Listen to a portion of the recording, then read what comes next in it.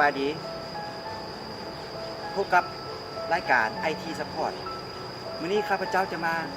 แนะนำการใช้งานเบื้องต้นของโปรแกรม TeamViewer ซึ่งเป็นอะไรนั้นเข้ามาติดตามพร้อมๆกันเลย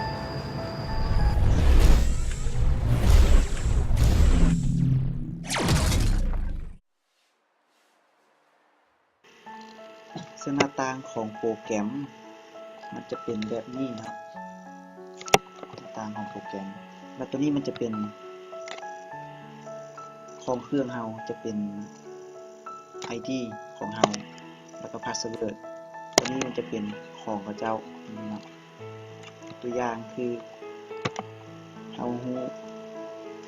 ID ของเครื่องอื่นเฮาสามารถนำมาใส่เลยนะครับจะติดไปเลยหลังจากนั้นมันจะขึ้นให้กรอกพาสเวิร์ดเราสามารถกรอกพาสเวิร์ดที่เราจะนำมาแล้วก็ล็อกออนไปเลย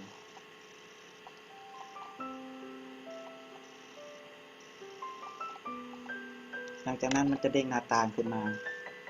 ไปสู่เครื่องที่เราจะไปควบคุมนั่นเนาะ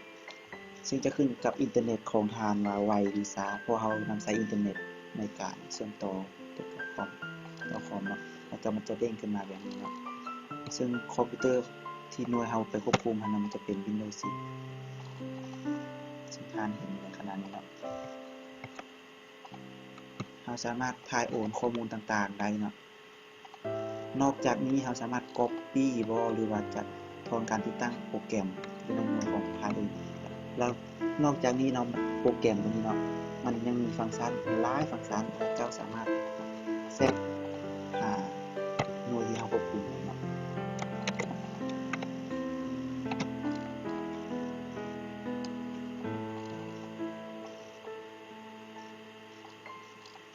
เราสามารถเซตหรือส่งอย่างเมสเสจก็อย่างต่างๆไปหาเงินอะไรเนาะ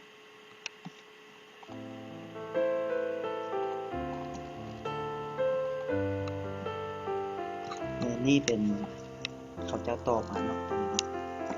ปิดไปเลยตัวอย่างเขาต้องการโทรวิดีโอคอลหาก็สามารถติ๊กเอาวิดีโอคอลเข้ามาแล้วก็ติ๊กดูพาสเวิร์ดนี่เนาะดูบอลเอาเปิดมาที่เขาถ่ายเปิดกล้องนะสามารถเปิดลงกันได้เลยแล้วก็สามารถเอาถ้าเราต้องการนะครับปิดทิ้งมันเลยนะตรงนี้โค้ดวิดีโอของเราไปเลย